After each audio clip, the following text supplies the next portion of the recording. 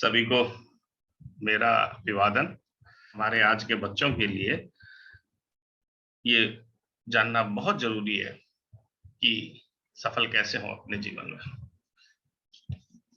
इज्जत, शोहरत और पैसा, ये तीन चीजें, तीन पैमाने हैं जिनके ऊपर हम व्यक्ति की सफलता और असफलता को माप सकते हैं।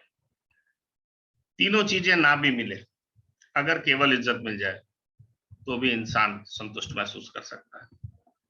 किसी के पास शोहरत हो, बहुत अच्छी शोहरत हो, जैसे कोई बहुत अच्छा डॉक्टर है, उसके पास जो मरीज गया उसका उसने इलाज कर ही दिया और हमेशा उसका ठीक ही किया, लेकिन वो बोली में, लोगों से व्यवहार में बहुत अच्छा नहीं है, तो भी वो सफल कहलाएगा, क्योंकि उसके पास शोहरत है, लोग उसके पास जाते हैं चाहे उसको पसंद करें या ना करें। तीसरी चीज है पैसा। इसके लिए कोई अलग से प्रयास करने की जरूरत नहीं है। अगर आपके पास, आप शोहरत के पीछे जाइए, शोहरत अगर आपके पास आएगी तो पैसा उसके साथ जुड़ा हुआ है, आपके पास आएगा ही आएगा और कोई विकल्प ही नहीं है उसके पास। पैसे के लिए आपको कोई बहुत अलग से प्रयास नहीं करना है, आपको केवल प्रयास करना है अपने आप को सफल करने का। और उसके दो पैमाने जो है, एक है इज्जत और एक है शोहरत। अगर उसको प्राप्त करने के लिए आप जाते हो तो पैसा स्वयं अपने आप आता है और उसी पैसे से आप अपने आप को संतुष्ट महसूस कर सकते हो। आपके पास पैमाने तीन ही है, इज्जत, शोहरत और पैसा। और इसमें शोहरत को आज हम विशेष महत्व देंगे, क्योंकि संस्कार तो आपके पास है या आप ग्रहण करोगे और उसके द्वारा आपको इज्जत मिलेगी ही मिलेगी। शोहरत के लिए आप जो भी काम कर रहे हो उसको बेहतरीन तरीके से करो, सबसे अच्छे तरीके से करो। उसके लिए कुछ बिंदु है जिन पे अगर हम गौर करें, जिन पे अगर हम ध्यान दें, तो हम सफलता को प्राप्त कर सकते हैं। सबसे पहला जो बिंदु है जिसके ऊपर की हमें ध्यान देना है, वो है हमारा चरित्र या हमारा कैरेक्टर। चरित्र का मतलब होता है कि अगर आपके पास अच्छा चरित्र है तो हर आदमी आपके पास आने के लिए लालायित रहेगा, और जब वो आपके पास आने के लिए लालायित रहेगा तो आप अपने आप को एस्टेब्लिश कर सकते हो, आप उन लोगों के बीच में अपने आप को स्थापित कर सकते हो, क्योंकि सामने वाला व्यक्ति ये जानता है कि ये जो बोलेगा वो ही करेगा, इसका चरित्र है। ये धोखा तो कभी नहीं देगा क्योंकि इसका चरित्र है। ये जो भी काम करेगा पूरी ईमानदारी से करेगा, ये इसका चरित्र है। और अगर आपके पास ये चरित्र है तो सबसे पहले सफलता प्राप्त करने के लिए आप जहां पर हैं वहां पे आपको स्थापित होना पड़ता है। अर्थात अगर आपके पास कैरेक्टर है या आपने उसका निर्माण कर लिया तो सफलता की सीढ़ी पहली आपने चढ़ ली है। जिसने पहली सीढ़ी पार कर ली उसके बाद उसके लिए सफलता कोई दूर नहीं है, सफलता कुछ है ही नहीं। उसके बाद छोटे छोटे काम आपको करने हैं और वो जैसे जैसे आप करते चले जाएंगे आप सफलता के शिखर पर चढ़ते चले जाएंगे। दूसरी चीज, सबसे बड़ी चीज है शिक्षा। यहाँ शिक्षा उस शिक्षा की बात नहीं हो रही है जो स्कूल में आपने ABCD ABCD सीखा है। शिक्षा का मतलब है आपके पास जो काम आप कर रहे हो उसमें सामान्य व्यक्ति से अधिक जानकारी आपके पास होनी चाहिए और आपकी प्रवृत्ति जिज्ञासु होनी चाहिए। आप हर चीज को जानने के लिए उत्सुक होने चाहिए। उस क्षेत्र में अगर कोई बात कहीं से भी उभर के आई है और आपको उसके बारे में ज्ञान नहीं है तो आपका पहला कार्य यह रहेगा कि आप उस चीज को जाने कि ये चीज क्या है। अर्थात अगर आपके पास शिक्षा है, जिसका अर्थ है सामान्य व्यक्ति से अधिक जानकारी, और उसके साथ साथ आप में अगर जिज्ञासु प्रवृत्ति है तो आप शिक्षित हैं उस क्षेत्र के लिए। तीसरी चीज है कला या कौशल। जब आप किसी नए काम को शुरू करते हो तो निश्चित रूप से मैं ये स्पष्ट कह सकता हूं कि आपके पास उस क्षेत्र में केवल जाने की या तो उत्कंठा होगी या इच्छा होगी। जानकारी तो अब आपको, कला जो है उस काम की वो तो अब आपको सीखनी पड़ेगी, कौशल जो है वो तो अब आपको सीखना पड़ेगा। यानी कि इसको मैं ऐसे कह सकता हूं कि जिस दिशा में आप बढ़ना चाहते हो उस विषय या दिशा में अपने आप को विकसित करें, यही कौशल है। यानी कि आपको उस क्षेत्र की कला या उस क्षेत्र में जो भी कौशल है उन सबको आपको अपने अंदर विकास करना है। अब इसके बाद तीसरी चीज आती है कल्पनाशीलता। कोई कपड़े का व्यापारी है तो बाजार में जिस जगह उसकी शोरूम है वहां पे बहुत सारे शोरूम हो गए और सभी शोरूम कपड़ा बेच रहे हैं और सभी का कपड़ा बिक रहा है, लेकिन आपका शोरूम का उस पूरे इलाके में नाम हो, इसके लिए आवश्यकता होती है कल्पनाशीलता। आप आगे से आगे सोचें कि बाकी जो लोग हैं उनसे आगे मुझे जाना है, मेरा शोरूम इन बाकी शोरूम से ज्यादा अच्छा हो। इन सब के बाद एक बहुत बड़ी चीज होती है कॉन्टैक्ट्स। संबंध आप किससे रखें, किससे बात करें, किससे व्यवहार करें, ये आपको चयन करना होता है। अगर आप अच्छे और सफलता से भरे हुए लोगों के बीच में रहते हैं तो आपको पता ही नहीं चलता कि कब आप वो कॉन्टैक्ट्स, वो संबंध जो आपने बनाए थे, कब आपके अंदर इस चीज का विकास कर देते हैं जिन गुणों की मैं बात कर रहा हूं। आपको अच्छे-अच्छे लोगों के, जो उस क्षेत्र के नामचीन व्यक्ति हैं, उनके संपर्क में आना चाहिए। अगर वो बहुत बड़े व्यक्ति हैं और आप आज की स्थिति में उस तक नहीं पहुँच सकते, तो उसके बारे में पढ़ना चाहिए कि वो कैसे उस क्षेत्र में बढ़ा। लेकिन ये सब संबंध ही है। हम, कोई व्यक्ति हमें नहीं जानता, ये कुछ नहीं है। लेकिन अगर हम उसके पास बारे में जानते हैं, तो हमारे लिए वो एक संबंध है हमारा, क्योंकि वो हमारा प्रेरणा स्रोत बन सकता है या प्रेरणा स्रोत है। इसके बाद एक प्रश्न आता है मनी। मनी पे मैं ज़्यादा बात नहीं करूँगा, क्योंकि पैसा आजकल कोई भी जुटा सकता है। बैंक से लोन मिलता है, अलग-अलग तरह के तरीके हैं उसके लिए। किसी के पास पारिवारिक संपत्ति हो सकती है, लेकिन केवल पैसा होना पर्याप्त नहीं हो सकता। उसी पे अपन बात करेंगे, वो है फंड मैनेजमेंट। आपका 1 करोड़ का प्रोजेक्ट है और आप इस कल्पना के साथ चलो कि पहले 1 करोड़ रुपए इकट्ठा करूँगा, उसके बाद ही मैं मेरा काम शुरू करूँगा।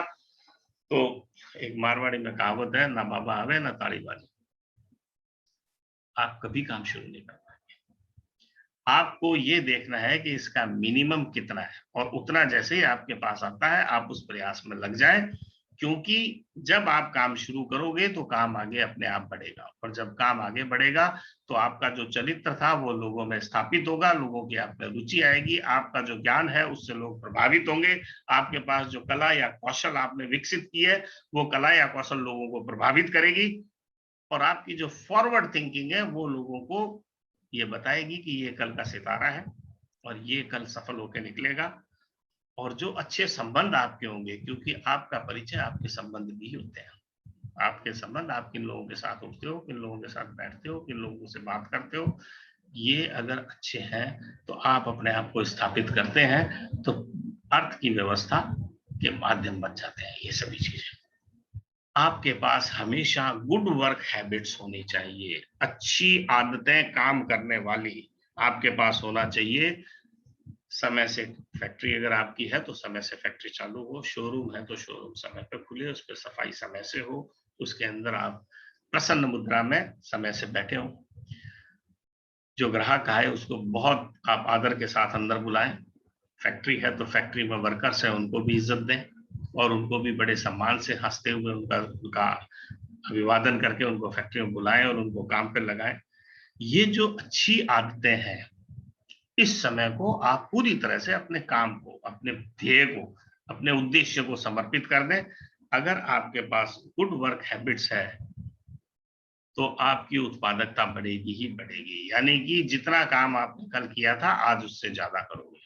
और इसके साथ आपको अपनी प्रायोरिटीज हमेशा तय करनी है। कुछ प्रायोरिटीज होती है, प्रायोरिटीज मतलब प्राथमिकता। कुछ प्राथमिकता होती है जो उस बिजनेस की शुरू से लेकर आखिर तक चलेगी, लेकिन कुछ प्राथमिकताएं ऐसी लॉन्ग टर्म प्राथमिकता बोलते हैं, कुछ प्राथमिकताएं शॉर्ट टर्म होती है। शॉर्ट टर्म मतलब छोटे समय के लिए प्राथमिकताएं अलग हो जाती है, बड़े समय के लिए जो प्राथमिकता है वो जीवन पर्यंत या जब तक वो व्यवसाय कर रहे हो चलती रहती है। डेली रोजाना आपको अपनी प्राथमिकताएं तय करनी है। आज मेरे लिए ये ज्यादा आवश्यक है, आज मेरे लिए ये ज्यादा आवश्यक है, कल मेरे लिए ये ज्यादा आवश्यक था, आज लेकिन ये आवश्यक नहीं है, इसलिए आज इसको मैं स्लो करूंगा, इस काम को तेज करूंगा।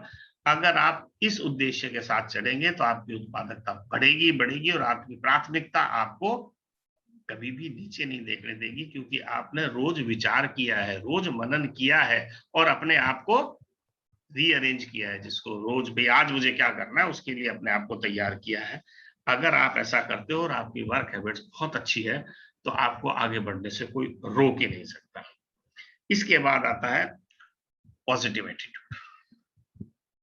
कल काम बहुत अच्छा हुआ था, आज नहीं हुआ, बहुत सारे कारण है। एक छोटा सा उदाहरण है अभी कोविड-19 का। इस कोविड-19 में सभी के काम धंधे कम हो गए। अब वो चाहे टाटा जी हो, चाहे बिरला परिवार हो, सबको परेशानी आई है, बड़े से बड़े उद्योग को, छोटे से छोटे उद्योग को। ऐसी स्थिति में एक ही चीज है जो आपकी सबसे बड़ी संपत्ति होती है, वो है पॉजिटिव एटीट्यूड। हमेशा याद रखें, मैं आपको बता रहा हूं, जब आप कोई काम करने एक खड्डा खोदने निकलते हैं, आप अपनी तरफ से जब थक हार के निराश होके बैठ जाते हो और दूसरा व्यक्ति आता है, बहुत थोड़े से प्रयत्न से वो उस खड्डे को खोद के उसमें पानी निकाल लेता है। यानी कि जहां आप हार के बैठ गए थे, वहां से तो सफलता कुछ कदम दूर ही थी। सबसे ज्यादा मेहनत का जो काम था वो आप कर चुके हो। ये आपको हमेशा पॉजिटिव माइंड रखना है कि मैं इस रास्ते पे गया हूं तो मैं तो पहुंच ही जाऊंगा। मैं तो आज मैंने ये सोचा है तो करके ही जाऊंगा। और कल तो हमेशा अच्छा ही होता है आज से, क्योंकि कल से आज में एक फर्क है। कल मेरे पास जितना ज्ञान था, कल शाम को उससे ज्यादा मेरे पास ज्ञान हो गया था। यानी कि आने वाले कल में मैं बहुत अच्छे स्थिति में जरूर होऊंगा। अपना एटीट्यूड हमेशा पॉजिटिव रखें। 85% is the attitude, that is positive attitude, and 15% is the knowledge। यानी कि 15% तो है ज्ञान का महत्व और 85% है आपके एटीट्यूड का महत्व, कि आप उस विषय में सोचते कैसे हो, आप क्या विश्वास है आपको कि आप कर पाओगे या नहीं कर पाओगे। इस बात का महत्व 85% है। और जो पॉजिटिव एटीट्यूड भी होते हैं उनके पास 85% तो आ ही गया ना। 15% ऐसी चीज है जिसको नॉलेज बोलते हैं, जो प्राप्त की जा सकती है। तो हमेशा सफलता आपके कदम चुमेगी ही चुमेगी। अब जब आप अपने आप को स्थापित कर देते हैं, तब आपके पास एक परेशानी आती है, आपकी पॉजिटिव इमेज। आपकी इमेज पॉजिटिव। पॉजिटिव इमेज का मतलब ये होता है कि आप अगर खड़े हो 5 आदमियों में, तो 5 आदमियों में एक का ध्यान आपकी तरफ जाना ही चाहिए। वैसे बेईमानी लगती है जब हम संस्कार की बात करते हैं तो, लेकिन बेईमानी है नहीं, ये बहुत महत्वपूर्ण है। आपने कैसे वस्त्र धारण किए हैं इसका भी फर्क पड़ता है, क्योंकि ये लोगों को आकर्षित करते हैं। आप बहुत बार देखना कि जो लोग बिल्कुल वेल ड्रेस्ड होते हैं, सौम्य उनका चेहरा होता है, सब कुछ उनका सलीके से होता है, तो आपका ध्यान उस पर जाता ही है। और आपको कहीं ना कहीं अपने आप में इच्छा होती है, अगर वो आपसे कुछ पूछता है तो कि मैं इसका जवाब दूं। वो आपसे कुछ जानकारी चाहता है तो आपके मन में आता है कि मैं इसको जवाब दूं। व्यक्ति का असली परिचय तो जब होगा जब वो बोलेगा, जब आप उसकी गहराई को नापोगे, आप उसकी शिक्षा को नापोगे, आप उसके कला कौशल को नापोगे, और बाद में जब उसकी कैरेक्टर का आप अनुभव करोगे, आप उसकी इनोवेटिवनेस, जो वो आइडियाज आपको देगा, जब आप उन आइडियाज में झांकोगे, ये सब बात की बात है। उससे पहले आपको सामने वाले व्यक्ति को तैयार करना पड़ता है कि वो आपकी बात को सुने, वो आपको समझे, आपके चरित्र के अंदर झांक के देखने का प्रयत्न करे। ये सब चीजें आपको अपनी पॉजिटिव इमेज से मिलती है, इसलिए इसको कभी लाइटली ले लेना चाहिए। और उसके बाद पॉजिटिव इमेज अगर आपके पास है, तो अब आपको केवल और केवल एक चीज चाहिए, और वो चीज है क्रिएटिविटी। उस क्रिएटिविटी को क्रिएट करने के लिए अगर केवल आपके पास मिट्टी है, आपके पास एक तस्वीर है दिमाग में कि ये तस्वीर लोगों को बहुत अच्छी लगेगी, मैं इस तस्वीर की शक्ल की मूर्ति बनाता हूं, मूर्ति कभी नहीं बनेगी। अब आपको उस मिट्टी को उस शक्ल में कैसे कन्वर्ट कर दूं, उसके लिए जो उपाय है वो कहलाते हैं क्रिएटिविटी। और वो क्रिएटिव ऐसा कोई क्षेत्र नहीं है जिसमें आप जब आगे बढ़ने लगो तो आपको क्रिएटिविटी का हर बार सहारा लेना पड़ेगा, क्योंकि क्रिएटिविटी में सभी आयाम छुपे हुए होते हैं। आपकी जो कल्पनाशीलता है, फॉरवर्ड थिंकिंग है, उसको रियलिटी में बदलने के लिए जो उपाय किए जाने हैं, जो तरीके अपनाए जाने हैं, उनको क्रिएटिविटी बोलते हैं। और यही क्रिएटिविटी जिसके पास नहीं होती है वो पीछे रह जाता है। मैं एक बार आपको बता दूं कि आदमी को जीवन में सफल होना बहुत आवश्यक है, क्योंकि इससे संतुष्टि का भाव आता है। और सफलता का पैमाना भी मैंने आपको दिया है, क्योंकि इस उम्र में आपके पास सफलता भी 2 तरह की होती है, भौतिक सफलता जिसकी हम बात कर रहे हैं, और आध्यात्मिक सफलता जिसकी हम अभी बात नहीं कर रहे, क्योंकि आज हमारा उद्देश्य आप लोगों को आगे बढ़ा करके राष्ट्र का निर्माण करने का है। आप लोग जितने सफल होंगे, आप लोग जितने आगे जाएंगे, राष्ट्र अपने आप आगे बढ़ेगा, क्योंकि राष्ट्र कुछ नहीं है, आप और हम ही राष्ट्र है। हम जितना आगे उन्नति करते हैं, राष्ट्र हमें उन्नति करता है। हमारी उन्नति 1% है, लेकिन 100 आदमियों की 1% मिलकर 100% होती है, तो राष्ट्र की उन्नति 100% हो जाती है। आप अगर इन गुणों को अपने जीवन में उतार लोगे, जीवन सक्सेसफुल होगा ही होगा, और कोई आपको रोक नहीं पाएगा।